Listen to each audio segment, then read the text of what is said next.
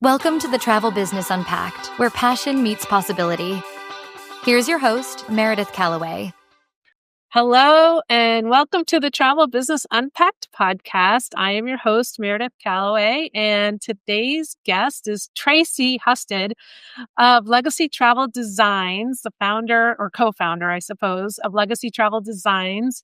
Welcome to the podcast, Tracy. I'm so excited to have you on today's episode. Well, thanks for inviting me. I'm excited to talk to you about our journey. Your journey. So, Tracy is a fantastic podcast guest because I feel like she's taking a journey that I think a lot of people consider, but are a little too afraid to take the leap because it comes with a lot of doubts and fears and questions. So tell us where you are. I'll just let you spill the beans about where you are on your entrepreneurial journey, and what big exciting announcement you just made very recently. Sure.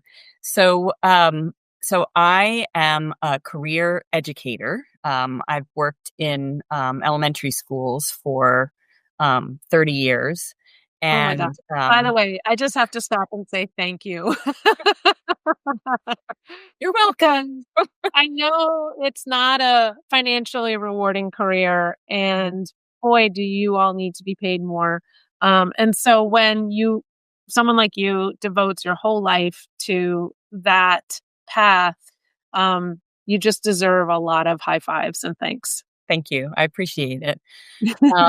Yeah, I started out. I actually didn't start out as a teacher. I started out in the world of nonprofit education research in Washington, D.C., and then moved into teaching. And I have been a classroom teacher. I've been a reading specialist. And for the last, for probably half of my career, I've been an ESL teacher, teaching kids, teaching English to kids that that's not their first language.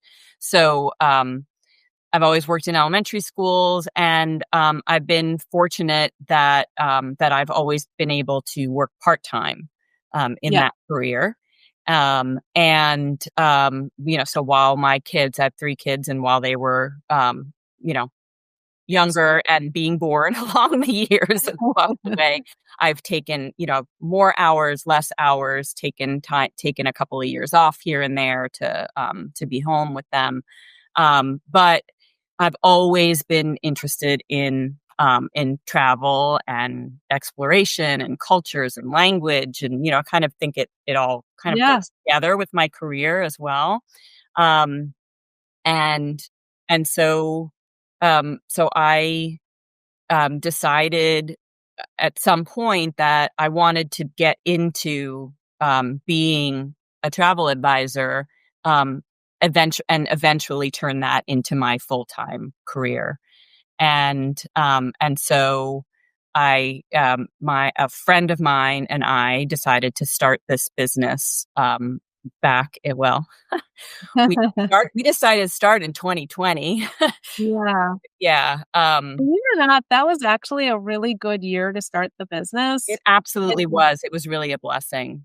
I've interviewed other people who started their business in that year, and for this podcast, and every single person that I've interviewed, the trajectory that they've seen is even bigger and better than anybody else that's gone through the Travel MBA program. It's weird. It's like the 2020 cohort members have this boost. The pandemic boost. Yeah, I think that's what it was. And I think it was also, I mean, you provided a lot of the kind of, cheerleading to go along with that, and we, my business partner and I, Sandy, we believed in you or we believed what you were saying. And I remember talking to you or hearing you make a presentation at some point while we were all going through it about the bow and arrow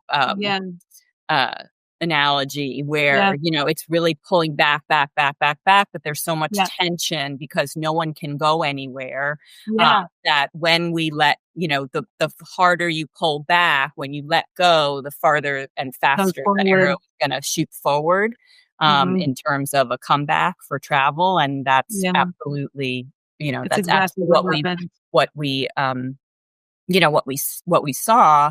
And it's also something that really helped me get my husband on board with this whole Yeah. idea because, Yeah. you were saying earlier, it's a risk. No matter what the situation is, Yeah. starting your own business is a risk.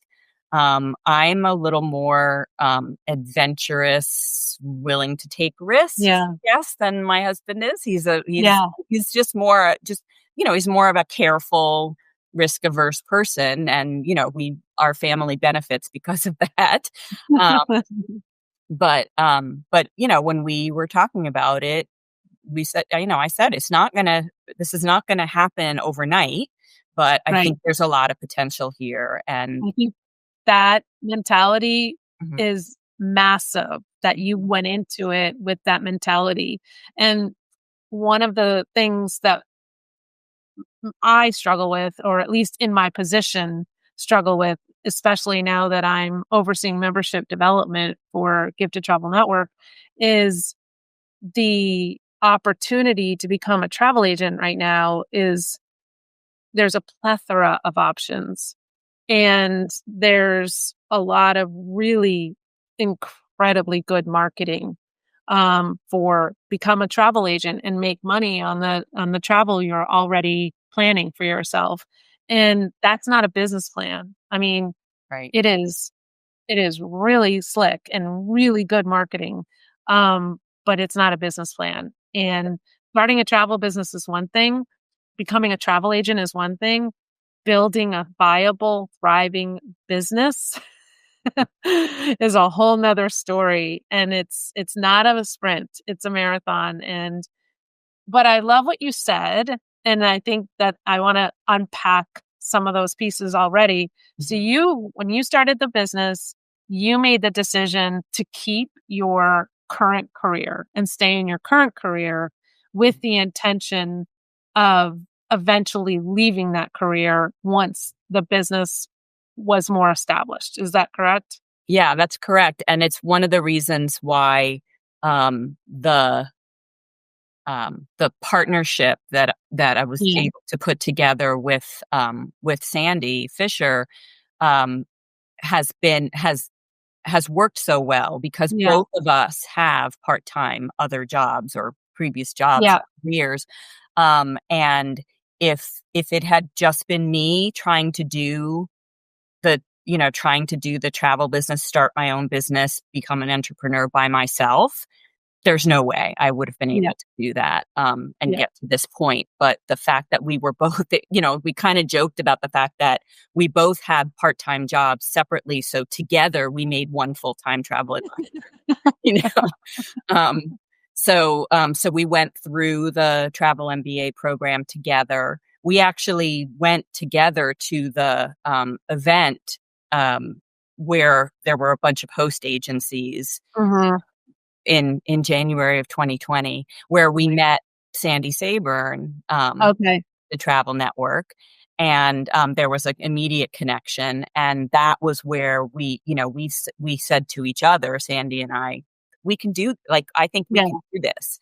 Um, What event was that? I'm curious. I forget sorry. what event. What event was that? Do you It was remember? a Virtuoso event. It was called Okay. Virtuoso Difference. Um, Got it. yeah, Where it they was in were New York. holding events for prospective people Right. considering. I remember that. That was a long, I don't think they do those anymore. Yeah. So, and it Maybe was we great. And should get on Virtuoso's back to start doing them again. yeah, so it was great, and we actually, found out about that through another mutual friend of ours who is a Virtuoso travel advisor, and she had said, "If you're gonna do this, you gotta go into luxury, and you gotta go with Virtuoso. Like, Love that. that's your best bet, and you should That go was to this very event, good check it advice. out." Yeah, and, And, and she's very successful. So we were like, okay, took that advice. Like, if you say so. And I'm so glad we did because I really have found that, that being part of Virtuoso through Gifted Travel Network and also being with Gifted Travel Network itself has, provided us so much of that Yep. training and that support, that we really would not have been able to do this without that. And especially because both Sandy and I do not come from entrepreneurial, sales, financial background at all. She works she does have some experience with accounting and in her original career before she moved into her other one, but she works in hospital administration, and so um and I work at a school, public school system. So it's a very different mindset and a very different world to be moving in. Yeah, and so we absolutely. really felt, we needed some really strong support to help us get started and then continue along our journey. So the announcement is recently, this past spring, winter, spring, it became clear to me that it was time for me to do what I had intended to do all the time, all along. And that was to resign from my teaching career and devote myself full time to the travel business. I just got chills hearing you say that. I mean, that's watching your journey. And I just think it's so exciting, and I'm so excited for you. But what I want to unpack is you said it felt like it was time. So what got you what made it feel like now's the time? Because I guess it's almost 5 years since you joined the travel MBA program. And what did you think when you first started, like how long that would be? Did you think it would be 2 years later? Did you think it would be 8 years later? Did you establish any kind of number or something that it was like, when we get to this point, I know it'll be time? I guess didn't really have a specific time frame in mind. I was kind of looking forward to once all three of our kids were out of college, as a benchmark, just in terms of the financial risk that we were taking, and also in terms of giving ourselves time to become a profitable business. Yes. Doing it part time, even though Sandy and I make one full-time travel advisor, it's still very, it's still not enough time to really build the business at the speed or to the level that we, it's just going to slow it down. That's all. Exactly. It just slows it down.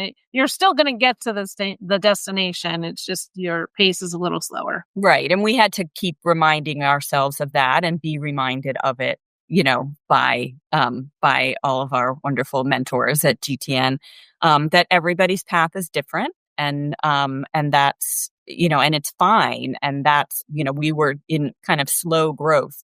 So I had, like I said, didn't have a specific time frame in mind. I didn't have a specific number in mind in terms of like income. I just, felt like both of us, Sandy and I, would probably know when the time is right. And so the beginning of, like Q1 of 2025, I was looking at our numbers, and the first indication to me that this might be the time, or we might be getting close to time, was that our booking revenue was almost to the same spot in the middle or toward the end of Q1 as it had been for all of 2024. So, I was like, oh, wow, how'd that happen? And then, I mean, I know how it happened, but it was more than I expected. And then that combined with some changes in my position at schoolwork. Okay.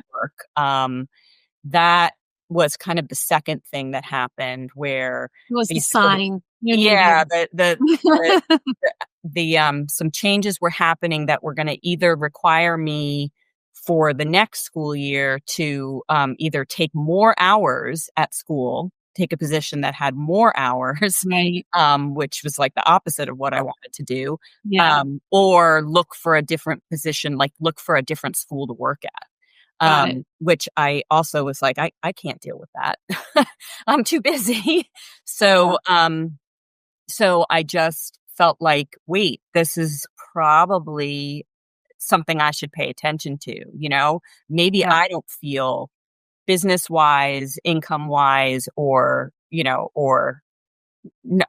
expertise wise, maybe I don't feel ready yet, but Yeah. I think I need to examine that a little bit more because I think that the universe is trying to tell me something that Yeah. this might be the right time.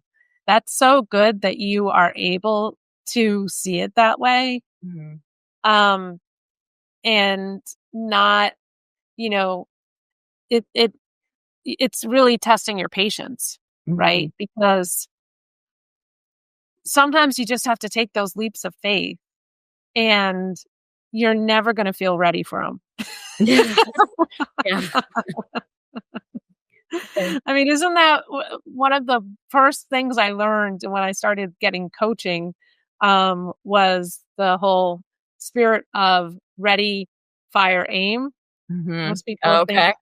ready, aim, fire, right? Most Mhm. people think that's what you're supposed to do, but when you become an entrepreneur, you have to get really, really used to ready, fire, aim. Yeah. Yeah, and I would say also that, the thing that I had to really think about and kind of adjust my mindset or adjust my attitude about was that I kept feeling, and I talked to you about this, I think, at a conference in back Mhm. in September. I was getting frustrated and anxious because I felt like I have all these opportunities to move Yeah. forward and to build the business, but I don't have enough time to do it. Like I can't take advantage of all these opportunities that are Yeah. coming my way, because my other job is getting in the way. Mhm. And You so, don't have enough of those. It's weird. It's like when you become an entrepreneur, you think, "Oh, I can do this and this and this." But if you don't have that time to dedicate like solid chunks of focus mhm, to things that like you just want to get to, um you get pulled in too many directions, and it's a little bit like when you have a newborn yeah, and people are like, you think you're going to be so productive because the newborn sleeps so much, mhm, but all of your free time is in these tiny little spurts right.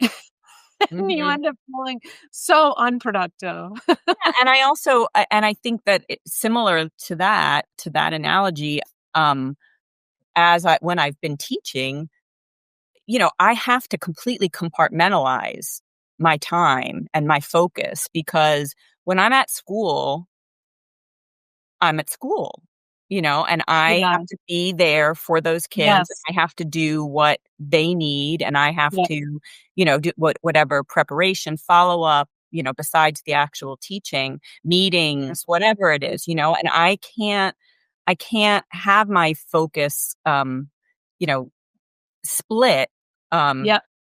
and also, I'd probably get fired if anybody, like, I've gotten fired if anybody, was to say like, "Wait, you're not supposed to be working on this other business while you're at school." Right. Because, I Exactly. mean, that's not only is it unethical, but it's also would take me away from, what I really needed to be Yeah. doing at the time. So I had to, just be like, when I'm home, I'm working on on the travel business, and when I'm at school, I am a Yeah. teacher. That's what I am. So that was another thing that was, that split focus was really, I think, holding me back from Yeah. from being able Absolutely. to move forward, do what needs to be done to build the travel business and to take advantage of opportunities that were coming our way. I want to, I think it'd be really fun to interview you in a year or maybe even 18 months from now. And I, I would put money on the fact, I would bet money on the fact that if I were to follow through with that, your feedback would be it was totally a turning point. Like our Right. business completely opened up once I quit. And it's just that whole concept of when you let go of something of a lower nature, you make room to receive something of a higher nature, which Right. we talk about when it comes to clients. But it also is true with your commitments and your focus. Mm-hmm. And I'm not saying that your career as a teacher is lower nature. It's just that was what you were doing until now, but it's not where your heart is anymore. Right. And your heart is now in a new place and you just want to be able to move on and pursue that new dream. Right. And so how did the whole retirement go or resigning go? Um, in what way are you asking? Like, Was are it you saying? received well by coworkers?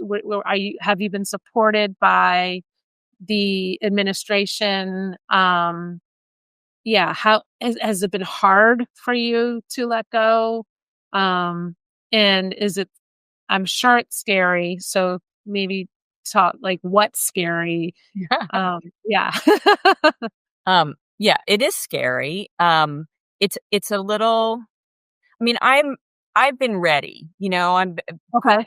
30 years into this, Wow, and 30 really, years. yeah, really since since the pandemic, the job has become harder and harder.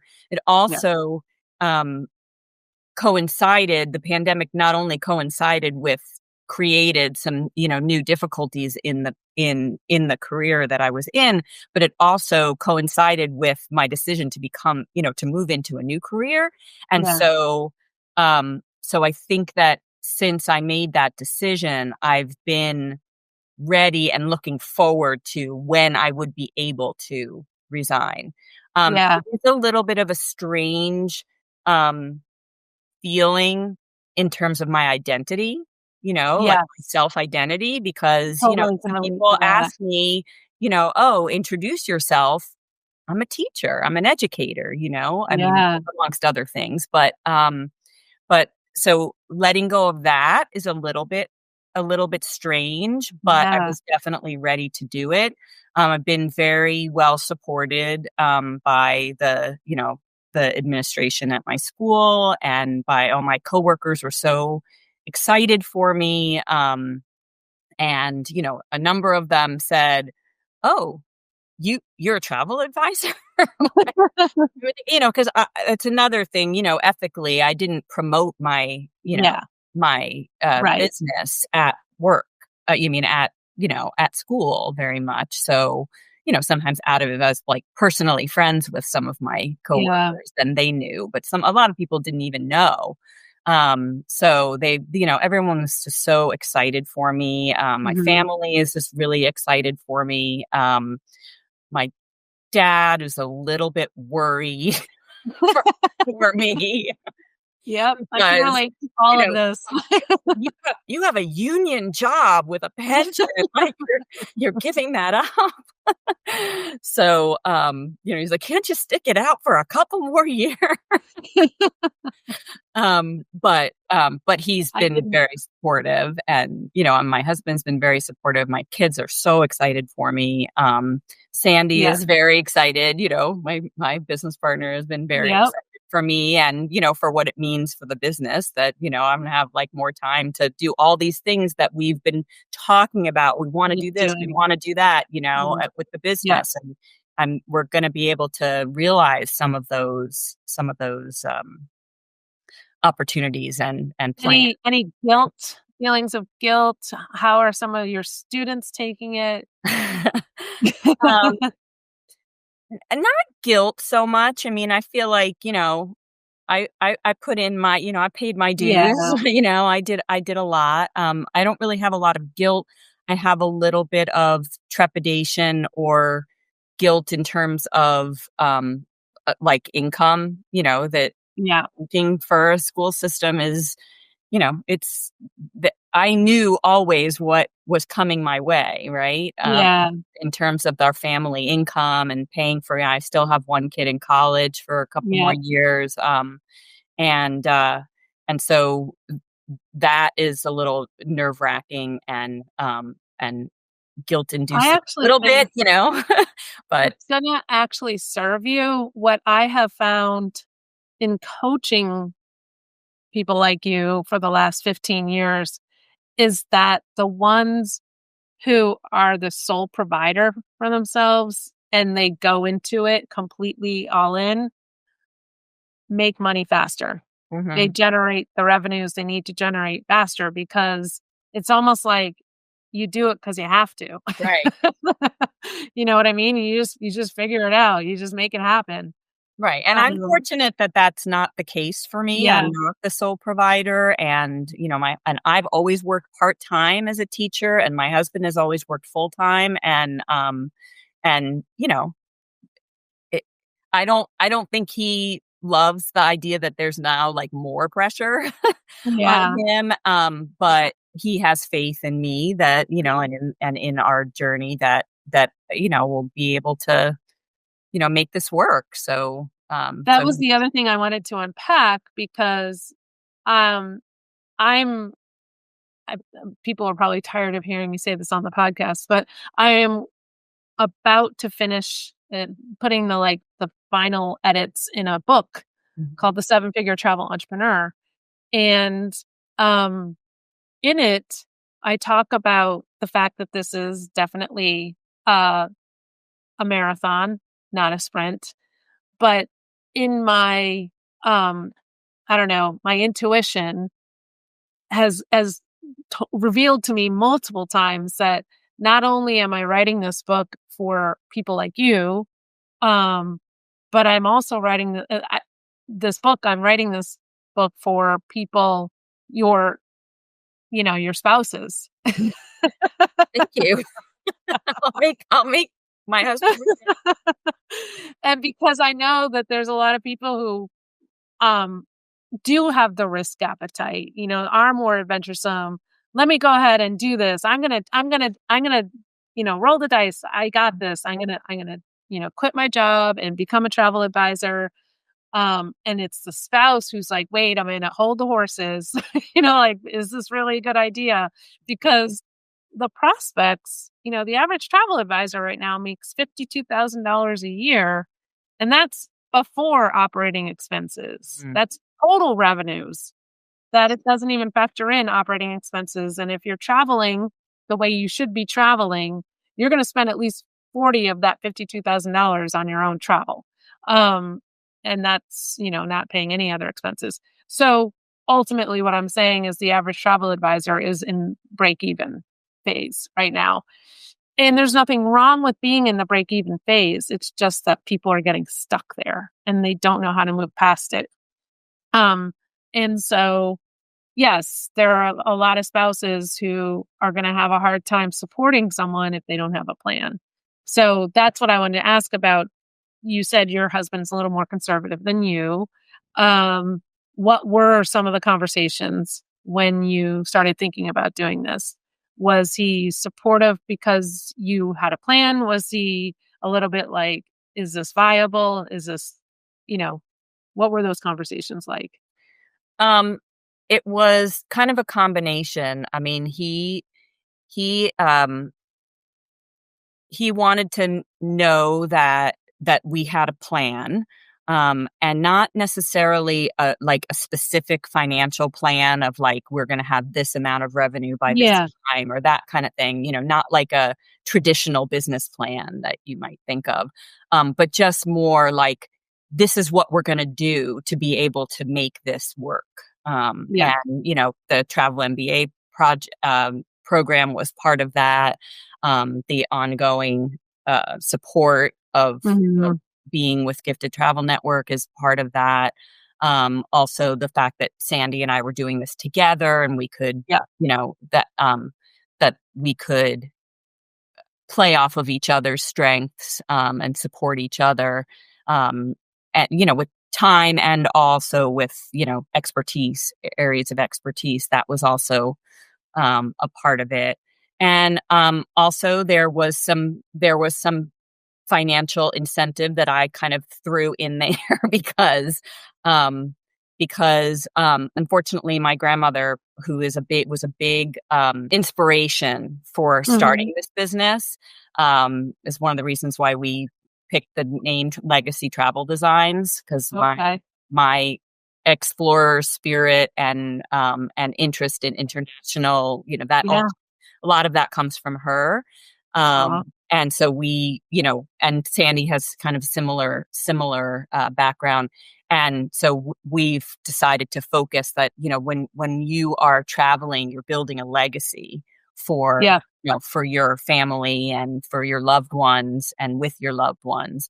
Um, and anyway, she passed away in 2021, and we had some inheritance from her. Mhm. And I told my husband, I think that what she would have wanted Oh was my for god. me to put Oh. this, yeah, put this into, not all of it, but some of it we put away Yeah. for our son's college. But I think that this is again one of those signs, right? Like Yeah. he this is coming to me from her, and I think I should put it into building this business. Love Um, that. That is so so beautiful. there was that, and then there was, and then it was all emotional. So like he was like, "Okay, just stop crying. Let's go ahead."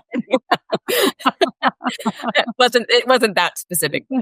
You know, he doesn't want to. He doesn't Yeah. want me to get all worked up. Oh, I also, right around that same time, in the beginning, or like in June of 2020, I also picked up another job.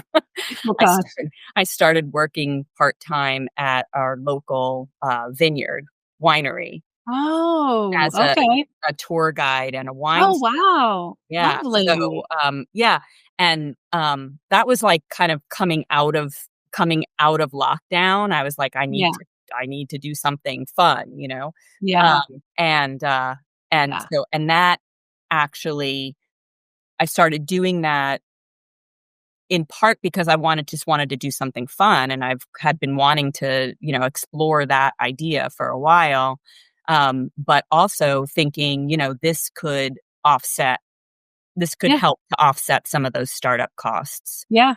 and, costs of the business Yeah. costs of doing business as we build toward being profitable.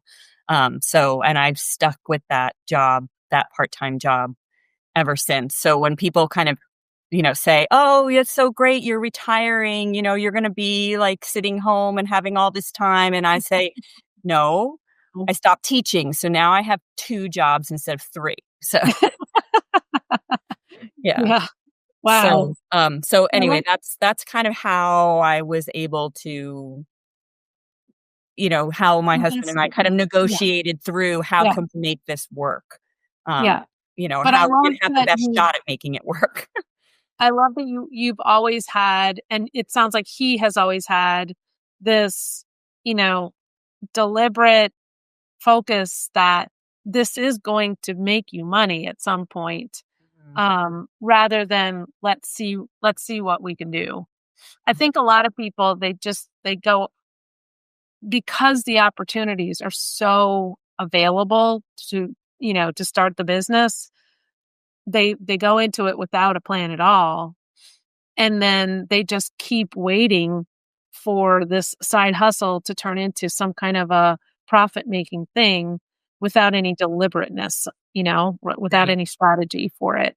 Mhm. And your approach has been much more strategic from the get-go. And I do like that you see it as an investment in the business, because it's not an expense. It's an investment in growing the business, so that at some point you're going to have it's going to give back to you, kind of like an ATM machine. If you keep putting money in the ATM machine, and eventually it starts spitting money back at you, it was worth the money that you put into it, right? Putting that money aside, or yeah. Mm-hmm. Let's talk about the growth phase that you're in right now. What have been some I want to talk about like working with clients and trips that you've planned. And has there been a trip where it was just so rewarding and you're like, wow, I want more of this? Or has there been a trip that you've planned for someone you're kind of like, okay, now we're on our way? Like, Yeah. talk to me about a couple of those things. So both of those, Yeah. I've had experiences like that. So I would say the one that was the most rewarding, was because of the feedback that I got. I had a client who I knew through, we had known each other for quite a while. But I had never, I'd known her for a fair amount of time before I'd started this business. Yeah. She came to me and said that she wanted to do a multi-generational trip. With her parents, and then her husband and her son, and then her sister and her sister's kids and husband. And the main reason they wanted to do it was because her parents were getting much older, and her father actually wasn't well, and had was kind of getting worse, and so they felt like they were running out of time, and they wanted to do something really special together. And it kind of went right into our ethos for legacy travel design. travel designs. And also they wanted to go to Scotland because that's their heritage. And she wanted to give her father the opportunity to really do a nice, she kept saying, we want to splash out, once in a lifetime thing. And they wanted to do it together. And so I was like, right? Absolutely, we can do this. But some things happened in their family, health things, health problems started happening in their family that made it, they had to dial it back. And so, they had to push off, they had to put it off. And then when they finally just said, okay, well, we still want to do something, they really had to say, we can only go for like 5 or 6 days, and we can't. So we settled on Quebec. Okay. Yeah, and so very cool. Yeah, so they decided they went to Quebec, and they did splash out, and they did stay in a really nice hotel, and did a lot of like private tours, the whole thing, and had some really amazing experiences. And it had to all be manageable for her father, who had had progressively gotten worse in his condition. And so I had, helped them with all of that. But, the end of it all was when she came back, and she very nicely like put this in a review for me in Virtuoso. But she said, her quote that I keep going back to is, she said, Tracy gave us a gift. Oh, yeah. Because we wouldn't have been able to do this without her. And my family was, built memories that will last a lifetime, way beyond, however long we had my parents. And so that was just really, it was exactly what I envisioned, what I could give to people and what I could do for people. And she felt like everything that she wanted was achieved. Can I ask you a question? This is more of like a tactical question, but do you feel like your partner selection played a massive part in that too? Or was this something that you just booked hotels and you didn't really use a DMC? Did you? We did, and it did help. But it, it's a little challenging because for like Canada and that's what America, it's not, it's not so easy. But we did. Exactly. and we did a kind of a combination of like a book, Okay. like through Fairmont, a core Yep. Yep. separately, Yep. directly. And they were amazing, Yeah. doing everything to help, Yeah. manage everything. And then the DMC really did, it was overseas. Okay. you know, Oh, cool. they Yeah. they really helped us put together, the tours and made sure that the vans that we're going to pick up, that they could, take the family could go to where Right. they wanted to go, but within, certain time parameters and Yeah. location and, mobility issues that they were Yeah. dealing with. And put together, some really great restaurant Recommendations. Yeah. experiences and stuff. So yeah, that really, really helped. And I mean, we talk about this a lot, that our partners, can make us look like rock stars, right? Yeah, me too. And Yeah. that was definitely a big piece of it. So And, yeah. being someone relatively new, this is uncharted waters for you probably Right. because Yeah, because you this don't was a get couple of years ago Canada already. for Yeah. that all that often as a request. Even though it's a wonderful place to visit, it's not a popular request. And so you probably felt a little bit like, oh shoot, I want to really help these people. Now who do I go to? Right, right. Yeah. It wasn't, So and I did do, a lot of research on my own, yeah, and, yeah. saying like, okay, well, this is going to work for them. This won't work for them. And then who can I work with to put it all together? Yeah. So, yeah. So that So was, what about the other one, like where the trip where okay, now we're on. We're on the good path here. This is what we want more of. yeah. So this one is a good example of, like kind of building a relationship with a client, like over Yeah. time. Yeah. I just finished or just returned, like this client just returned from a honeymoon trip that I put Oh, together for wow. him. But previously to that, so this is like their third trip that I did for him. Previously to that, this is somebody I actually met at the winery where I work. And he was a fairly young widower. Oh, Um, wow. and he's like in his, I guess when I met him, he was like in his mid to late 50s, and his wife Okay. had died a few years ago, had passed away a few Aw. years previously. Um, and so, but is like, he's a retired Air Force pilot, and Mhm. he's like very, intense and adrenaline. And, he's like, so he just wanted to get out there. He just was like, Yeah. look, I just need to go and do stuff, and I can't like wait. I can't not go because he retired, and he was Yeah. like, I can't not go because I don't have someone to travel with. Right. So I did a couple of solo trips for him, to Madeira, to Costa Rica, where he Wow. just, he was like, I want the best, Aw. I want to do everything. I want to see everything. I want to, go to Michelin star restaurants. I want to stay in really nice hotels. I want to meet people. So we did those two trips, I planned for him together, and he loved it. At some point he said, I'm a lifer with you. um, and then, Exactly what you wanna hear, music to your ears, right? yeah, exactly. And my husband kept saying, ask him if he has friends that want to travel with him.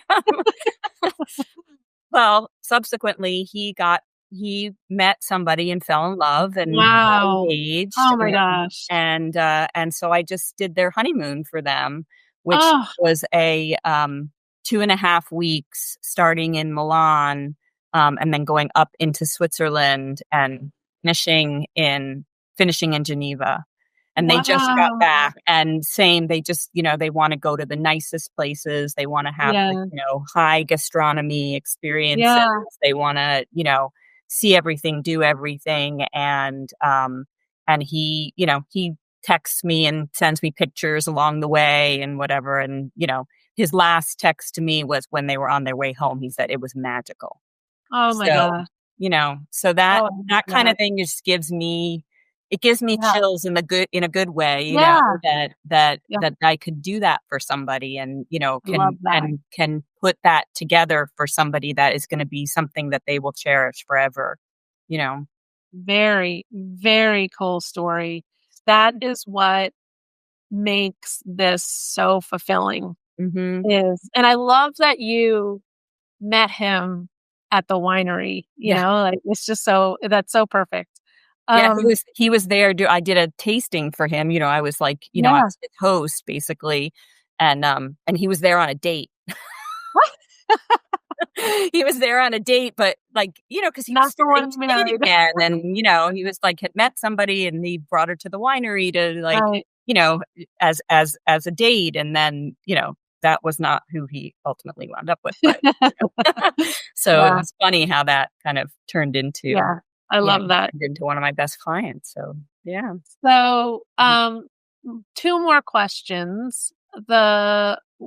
Where is the business? What's your vision for where you want the business to go? Well, I want to be able to, I have that goal that you've all, set out for us or have Yeah. advised us that we can achieve of, having the freedom, that, time-wise, financially, Hmm. and fulfillment Yeah. that comes with that can come with this business. So I don't have a particular like income level that I'm looking Mm. for, but I really, I want to be able to, build our client attraction, is still like that's still a big piece for us Yeah. because we've been, on such a slow growth mode Yep. that we haven't been able to do as much kind of marketing and Yep. outreach and, building our client attraction for the right, the clients that we want to, to And to serve. be fair, That's you've that's heard our big back, goal. Hmm. right? Like you've also been in a position where you actually held back from marketing, like Right. not I mean, talking about what you do while you're in your educator role and not wanting to have that conflict of interest. So, yeah, it's a conflict of interest issue. It's been a time issue. We have mhm, Sandy and I yeah, have all these great ideas that we either, get through the, our community or have, our own brainstorming that we just haven't been able to implement these ideas mhm, because of time. There was the conflict of interest. And then there also was the feeling that, because we both had other jobs, that we had to limit ourselves to how many clients we could take on at once because absolutely. Yeah, we need to be able to do an amazing job for every one of our clients. And if yeah, we take on too many clients at once, then it's, we're right. going to be scattered and something's going to fall through the cracks. And then that's the end of that. So, yeah, so the main goal now is building the business, Yep, in terms of client attraction yep. and hopefully focusing more on some group work. Oh, okay. I love that. I love that. Mhm. So, but the end goal is, I'm gonna guess, not to have like a big team. Yeah, I don't see that, for us, at least right now. I mean, who knows what could happen, but yeah, I don't Mhm. see that for right now. I see definitely getting to the point where we need, some help, like, Here. assistant, Mhm. work like that. But, but for right, but that would be the kind of the next step, I think, Yeah. us Yeah. in terms of building our team would just be to, um, get assistance with some of the, kind of nitty-gritty stuff Yeah. that that takes So up a you lot of can our time. delegate. Yeah. Yeah, And or outsource. Exactly. right. Um, okay, so that's exciting. Yeah. Um, and so then the final question is, in the 5 years since you started a travel business, um, do you wanna share one of your favorite pinch me, "Oh my god, I can't believe I get to do this for a living" moments? Sure. I did think about that, and I, will come back to my grandmother, Oh, because, it was almost like a full circle, very personal thing that happened. I mean, honestly, when we talked about like how kind of limited I and Sandy have been just in terms of how much time we can put into yeah. this, that's one of the things that has been kind of frustrating for me, is that, we do have these opportunities come our way to, travel on fam trips or, with partners, or we'll go to conferences and, have these amazing experiences. And I have had some of them, but I haven't been able to take advantage of as many of them as I would like to. I'm looking forward to being able to do that. But one of the ones that we did do was when we went to the GTN symposium on the waterways ship. And we started in Vienna, and that is where my grandmother is originally from. Oh my gosh. And she left. She had to leave. She was forced to leave. Wow. She escaped from Vienna when she was. She's Jewish? Yes. Oh, wow. Yeah. Oh my gosh. Wow. Both of my mom's parents are from Austria. Okay. And so this was like I've been back there. I've been to Vienna a number of times, and with my grandmother. But this was, she had passed away by this point, when we went on the symposium. And the night before we left, before the river cruise pulled out, we went to a private party, tour, and concert at the Belvedere Museum, and kind of standing in. I'm getting. Oh, I know. Standing in the Belvedere, having a private event there where after the Belvedere was closed and they opened it just for us, and seeing all this artwork and having an orchestra, a small orchestra, perform for us in the Belvedere.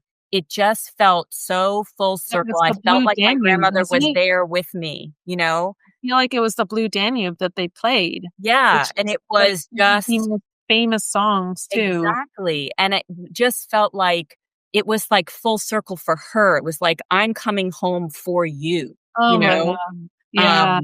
Yeah. This is, she had been forced out, but she always felt like Vienna was her home. Was her homeland. Right. And so for me to be standing there in that position, it was just incredible. So, and very symbolic, and probably made you feel really, really good about what you were doing. Mm-hmm. And just for everyone listening, symposium is basically a workshop that we charter a river cruise, the entire ship, and we invite advisors on it for education, and we invite partners on for networking. And it's turned out to be just a tremendous, tremendous experience. So we've done three in a row. That was the very first one. The theme of the one that Tracy's talking about was group travel, which is why I love that group travel is on the agenda in the business plan, because it's a fantastic way to really accelerate your revenues faster than your expenses. Sure. So that is very, very cool. And that was a very, very special, it was the first symposium. So it was definitely a very special one. Mm-hmm. And I do remember that event and how incredible it was. But now that I have that backstory to it, it's even more incredible. So thank you for sharing. Very, very cool. Yeah. And it was also a good indication for, it was Pinch Me. It was very personal to me. Yeah. Also was Pinch Me in terms of like, this is like, I can do stuff like this for clients. Like, this is what I can offer to people. I can, offer them some of these exclusive, amazing, immersive experiences. Through our amazing partners. Yeah. Unbookable, right? You just can't book that on Expedia. Mm-hmm. I totally agree, and I am forever. The luxury bug has bitten me for sure, as I'm tying up the ends of an itinerary for 2 days in London with my whole family.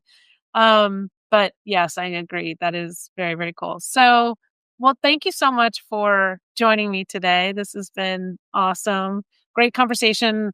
I really hope that Tracy's inspired anybody listening who is in a career and, not sure how to navigate that, and so you're representing one way to navigate it, which is to do it slowly.